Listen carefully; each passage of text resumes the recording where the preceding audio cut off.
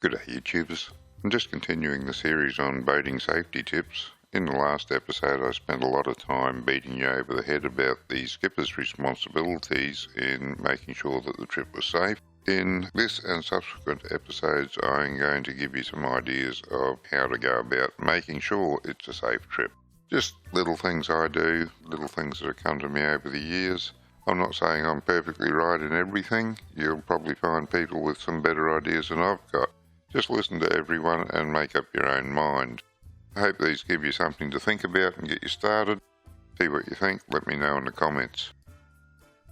Apart from the mandatory safety equipment, what more do I have on board? Well, I have an EPIRB. It isn't required for operating in the bay or close offshore, but I wouldn't leave shore without one, regardless of my destination. I also have a PLB attached to my life jacket, which I wear 100% of the time when I'm on board alone. It's all too easy to fall overboard, and it can be difficult to get back on board in a rough sea. And in a rough sea is the time that you're most likely to fall overboard. Offshore flares are hard to find these days because they're not required by Queensland law and most shops don't stock them. I think that's because of their explosive classification and they need special storage for them. But nevertheless, I think it's worthwhile if you're operating offshore to find a source for them and keep some on your boat. You'll still need the normal flares as well, it's just an additional precaution. I keep some emergency water on board just in case I'm out there longer than expected. I have 2 sea anchors which I use when I'm drift fishing, but they're also useful for slowing down your drift if you have an engine failure where it's too deep to anchor. They can also assist you if you need to cross back over the bar unreduced engine power, such as the case if you've got 2 engines and one of them fails. You'll find it's very hard to keep up enough speed to stay ahead of the waves if it's a bit rough, but a sea anchor can help stop the boat from broaching. I've also heard that people have used them to provide steering in the case of broken steering linkages. I can see how it would work, but it would be pretty inefficient. Fuel management is another thing that brings a lot of people unstuck on the bay. I never leave shore without a full tank of fuel, even for a short trip. It does make the boat heavier and it means I use more fuel while the boat's heavier, but I know I've got enough to get back. I also know that if something happens and I need to go a lot further than I planned, the fuel's there for it. I always try to plan my trips on the rule of thirds, which is I use 1/3 of the fuel to get there, 1/3 to get back, and I have 1/3 in reserve or for use in emergencies. I might consider on the way back to use some of my reserve, but there'd need to be a very compelling reason to do so. And on the subject of fuel, never trust your fuel tank gauge. They're never accurate in my experience.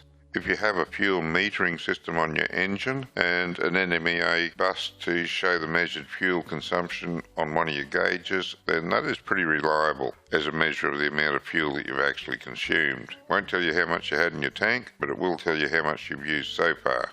If you need to know how much you have in your tank, the only safe way to do it is to dip your tank. If you can't dip your tank, then you won't know. There's just no substitute for that. What I do is I fill my tank up every time I get back from a trip. That way the tank's full while the boat's sitting in the yard and there's no water condensation getting into the tank to create water in the fuel. It's fully fueled when I want to go out at a moment's notice. I don't have to worry about if I can find a garage on the way out, and I can count on having a full tank. The other thing is to make sure that all your fuel lines are in good condition and that the fuel line is equipped with a quality fuel filter, one that has a clear bowl so that you can see any sediment or water in your fuel. Nothing stirs up rubbish in a fuel tank like rough water. Always keep a paper map on board in case your GPS fails. I have a copy of Beacon to Beacon on board, just in case. Know how to read your compass and how to navigate from the map for the same reason. Make sure that someone knows where you're going and what time you expect to return. Just in case the worst happens, they can notify authorities. I always log on with Marine Radio Moreton Bay when I'm going to cross the bar, but if I were in a smaller boat or if the conditions were rough, I would log on to them while travelling in the bay. If you're inexperienced on the water, I really would urge you to log on with them or with BMR, at the very least until you gain some experience and confidence. Obviously the type of boat you get is important, but within that type of boat, in general, you can say that the bigger the boat, the bigger the safety cushion you will have when things start to go bad. What might be very dangerous in a small boat is merely uncomfortable in a big one. Boat design also plays a big part in seaworthiness. In general, it takes more to push a big boat to its limits than it does a smaller one of similar design. Boats with high freeboard will invariably fare better in rough conditions. Cutaway transoms reduce the overall freeboard, so I don't really like them. Some tinnies have really high sides, but then they cut the transom really low so that they can run a short shaft motor. If a boat does have a cut-down transom, then in my opinion it needs to have a generous self-draining engine well to go with it. Boats should be built with as much flotation foam as possible, and sadly this often isn't the case. I know when Bill Corton was doing his bar crossing courses in his own boat, he had it specially built with extra flotation foam so that it was theoretically impossible to sink it, just in case of a mishap on the bar during training. Hull design has a big impact on performance. A deep V design will give a smooth ride in rough seas, but is generally fairly unstable at rest. A medium V design between 17 and 21 degrees is a reasonable compromise between ride comfort and stability. Multi-hull designs attempt to have the best of both worlds, but they too have their drawbacks. For one thing, they lean out of a turn like a car instead of leaning into a turn like a monohull boat, and many boaties don't like that, it just feels wrong to them. There's also often more hull noise in catamarans and trimarans, and catamarans generally don't have huge cabins. Now I'm talking trailer boats here, of course. They do, however, deliver a very stable platform at rest. I had a Hydrofield some years ago and I loved it. That was a tri-hull design, and that meant that it was a heavier boat for its size than the equivalent monohull boat, which made it quite a handful for my wife to hang on to while I went and got the car if there was any sort of wind blowing. But it was an extremely stable platform, it had a big cabin, and I had an enormous amount of confidence in its ability to get me safely where I wanted to go. Only the skipper can decide what is safe based on their confidence level and experience. It goes without saying that if the skipper doesn't think it's safe, then the boat shouldn't go out. Also, if the skipper doesn't think it's going to be terribly comfortable out there, maybe you shouldn't go out either. Knowing how your boat handles in various sea conditions is a critical part of getting out of trouble. Let's take my Hydrofield for example. My father had a Haynes Hunter tri-hull, which was the first boat that I ever drove, but that was so many years ago that I had no real memory of how to handle a multi-hull boat in seriously bad conditions. This is where luck smiled on me. I don't remember how I came to contact Brownie. I think I may have sent him an email asking a question. Anyway, how I contacted him doesn't matter. He took the trouble to ring me up, and we talked for over an hour, mostly about the Hydrofield and how it should be handled in rough weather, particularly when crossing a bar. It was only a few weeks after that phone call that the knowledge Brownie passed on to me saved my boat and quite possibly the lives of some of us on board during a particularly rough inbound bar crossing. Had it not been for Brownie telling me the best way to handle a Hydrofield in various situations, I would almost certainly have made the mistake of trying to handle it in the same way I would have handled a monohull, with disastrous consequences. There's no doubt that it was that incident that gave me the tremendous confidence I had in the seaworthiness of that boat, but it's certainly not a way of gaining confidence that I would recommend trying. The next consideration is the engine. I had a pair of Yamaha two-stroke engines on the Hydrofield. That gave me peace of mind that I could come back under my own power if one engine failed. But having tested the performance once, I can say that crossing back over a bar on one engine would have been a real challenge if it had been a bit rough. Also, you've got to remember that it costs a little under twice as much to buy two engines as it does to buy one larger engine. And of course maintenance costs are doubled. For that reason some people opt to have a small kicker motor on for use in an emergency. These are becoming less common nowadays as motors become more reliable, and the truth is that a kicker motor is a dead weight to carry around and of very little use if you need to come back in rough conditions. In my opinion, it's cheaper and safer to get a VMR membership.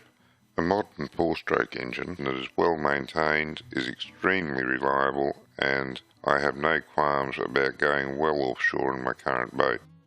But I also have a VMR membership just in case.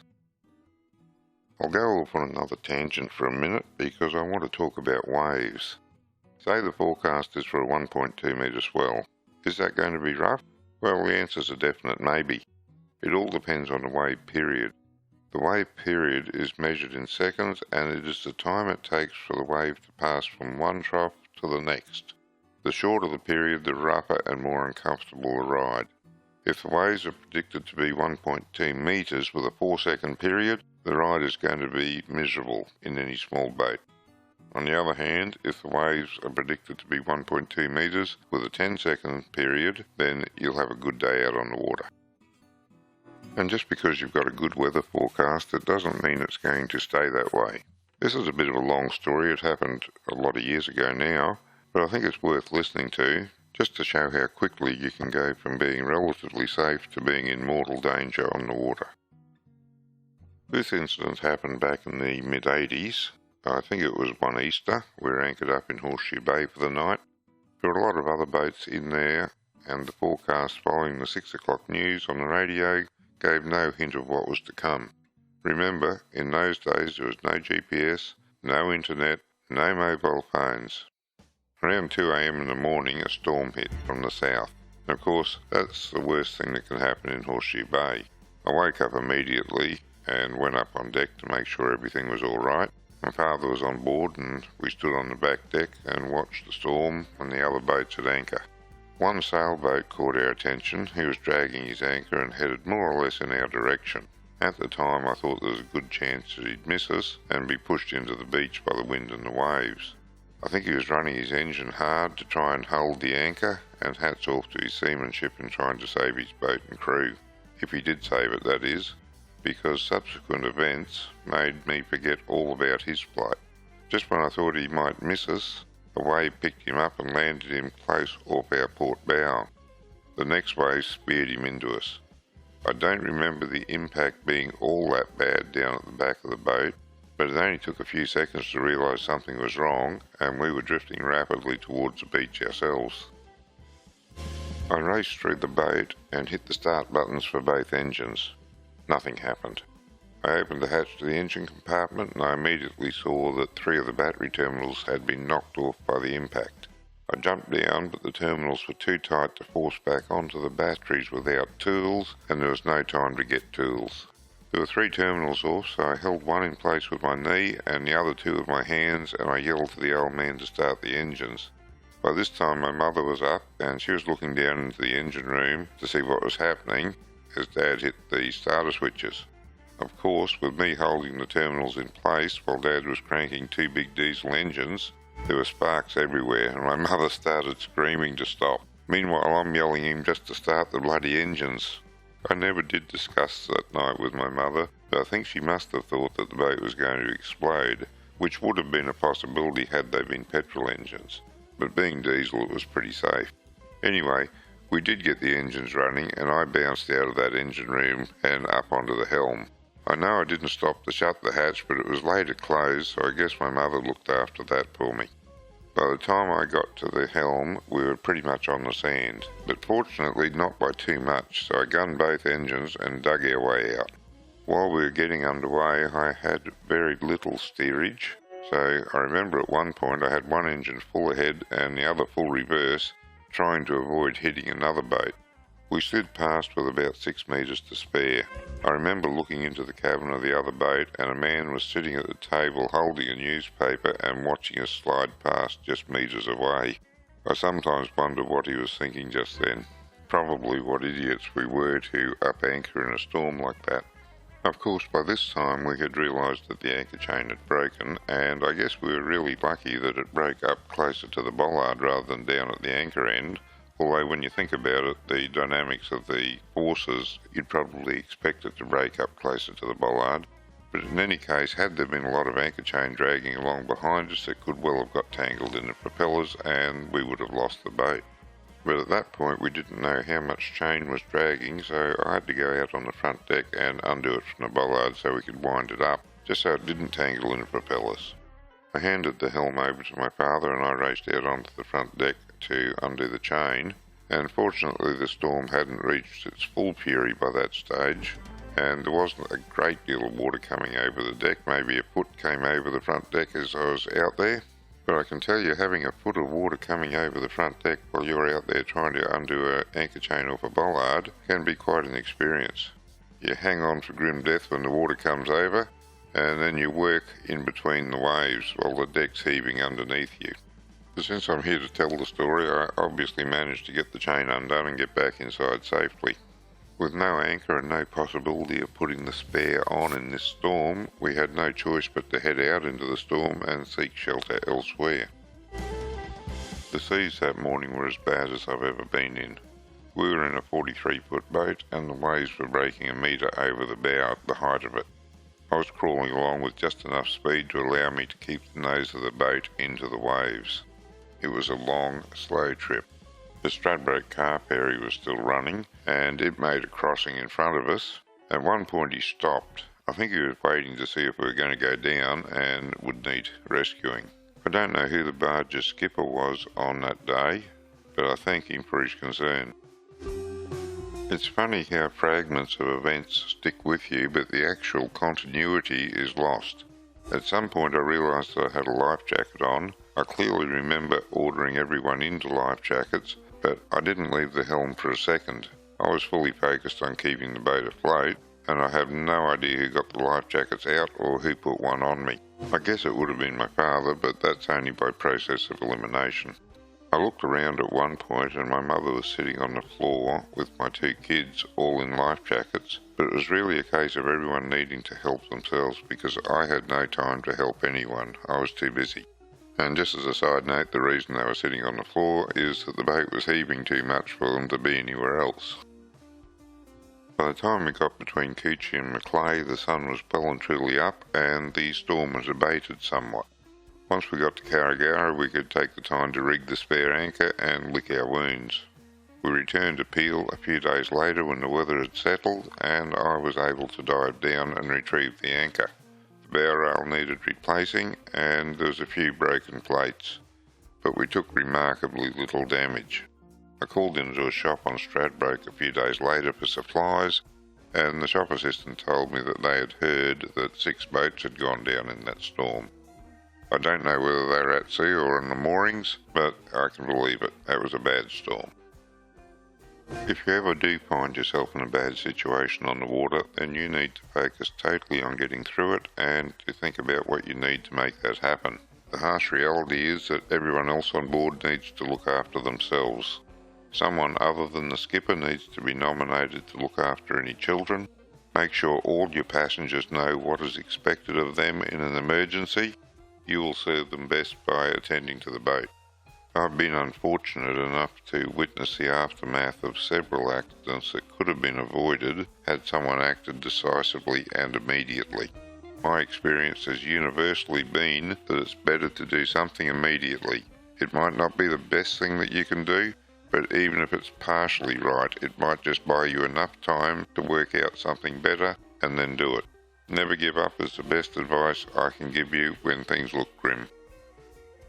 I don't want to put anyone off boating. It is a great pastime and I just love being on the water. But I would like to see fewer lives lost on the water. That can only happen if skippers realistically assess the risks against their own experience and act accordingly. As I wind up this video, I just want to mention some old sayings that are very cliche and trite, but nevertheless very true. Never give up. Who dares wins. Be Popeye. And for those of you that aren't old enough to remember the Popeye cartoons, that was Popeye the Sailor Man, and he fights to the finish. As I said, all very cliche, but I believe that's the mindset that you need to have when things go really wrong on the water or in the air. And what these mean to me as a skipper is that in a bad situation I must always do what I believe gives the vessel and the crew the best chance of survival. To do that I have to focus on keeping the boat afloat and leave the crew to look after themselves. If we are ever unfortunate enough to end up in the water, the priorities change, and my focus then should be in helping the crew member most in need and keeping everyone together until help can arrive. Thankfully, I have never had to face that situation, and I sincerely hope that continues to be the case. I'm going to wrap this video up at this point. Thank you for watching it, and I hope you've got something out of it. I'll do one more video in this series. I want to talk a little bit about the weather and assessing it while you're out on the water. I'll probably think of a few other things I want to say as well, so stand by for that one. It will come out sometime in the next few weeks. If you don't want to miss it, make sure you hit that subscribe button and the notify bell beside it. If you have any specific questions you'd like to ask, put them down in the comments below and I will answer them. Just bear in mind it's my opinion. My opinion always suits me, but it might not suit other people or other situations. So it always pays to listen to several people and make up your own mind. And I'll leave you with that thought. Until next time, good fishing.